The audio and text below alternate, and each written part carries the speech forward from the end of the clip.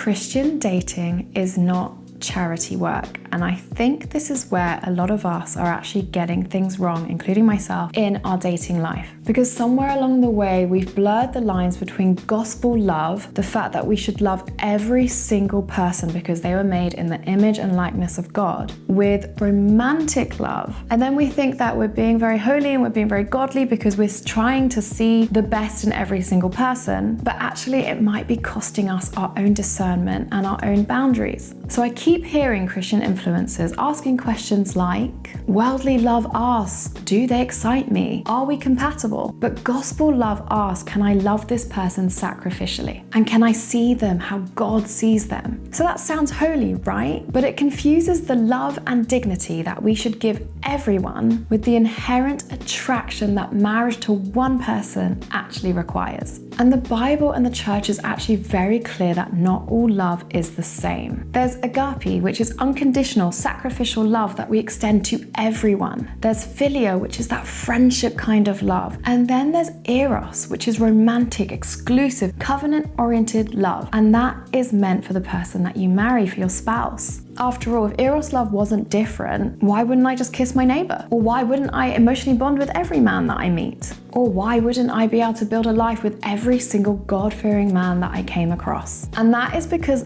romantic love is selective by design, and that's by God's design, our creator. Remember that we are called to see the inherent value in everyone and to recognize that, but we can recognize someone's value without giving them access to us. I will repeat it, that Christian dating is not charity or an act of mercy. We really are not called to date people out of compassion, because in a way that's kind of fake compassion. That's a very patronizing compassion, because none of us are going to be everyone's cup of tea, and that is completely okay. It only takes one person. So if we're trying to really force ourselves to feel attracted or to like someone, you might just be blocking the way for that person to be with the person who is going to see them and be like, wow, you are my dream person. So really, this whole fake compassion is not very healthy in our dating culture as Christians. Just because God sees the gold and the amazingness in every single person, it doesn't mean that we are called to see everyone in a romantic light in that same way. So yes, every person has inherent worth. Every single person is unrepeatable. But no, not everyone gets your heart. So I think it's important to know that boundaries don't make us worldly. They make us wise. They make us discerning. And they ultimately actually make us kind, because the way that we are interacting with people is from a more authentic and honest place, not a place of, well, I should be a better Christian. I should be a better person. I shouldn't be so superficial. And of course, we are called to not be superficial and to not be shallow and to be able to see people's hearts, but attraction is not something that we should desire to bury. It's okay. God has given us our tastes and our attraction, and sometimes, you know, I might come across someone who I wouldn't quote unquote find attractive if you just showed me a photo of them, but there's something about the way they act, the way they carry themselves, the way they treat other people, which is incredibly attractive, and I'm drawn to that. And that is something beautiful. You know, be open to being surprised by who you're attracted to, but be open to also being okay with not being attracted to someone who may be great on paper, but not the person for you. Remember that a desire for attraction is not a lack of faith in God's provision. It's more saying, okay, God, I am leaning into who you made me, as you made me, and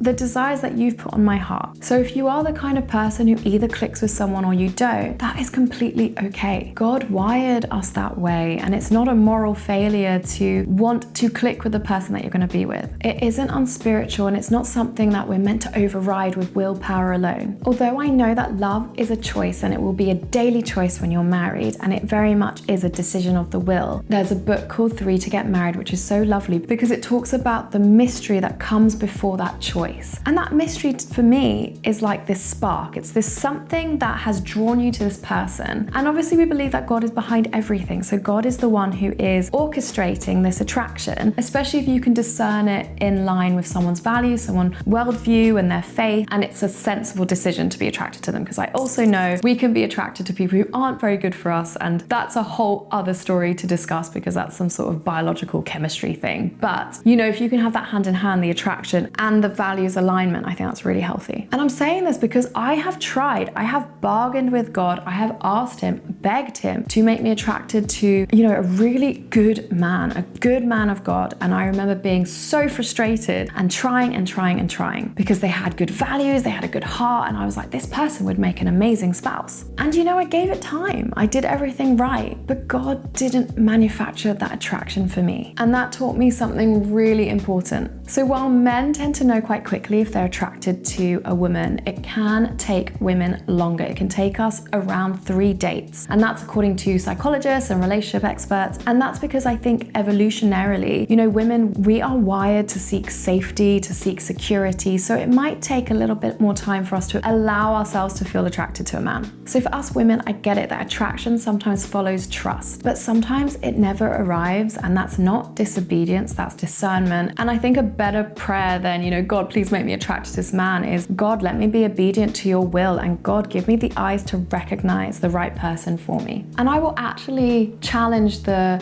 world asks you if you're compatible, because I think compatibility is important, and it isn't unspiritual, it's responsible. At the end of the day, we know that marriage is sacramental, it is incredible, but it's also deeply practical. This is the person that you're going to do life with on a random Tuesday that, you know, God willing, you're going to have children with, and you're going to face ups and downs with. So just to bring this plane to land, I want to reiterate to myself as much as to you guys that Christian dating is not about suppressing attraction. It's just about ordering it, knowing that chemistry might open the door, but it's character that's going to keep it open. And then the commitment is going to give it direction, and your compatibility is going to be what sustains it. And this is why I do not kiss my neighbor, and why I will wait to kiss my future husband. So wishing that Eros love for us all. And don't forget to subscribe to Salt for more content about how to love and date as Christians. And I'll see you next time. Bye.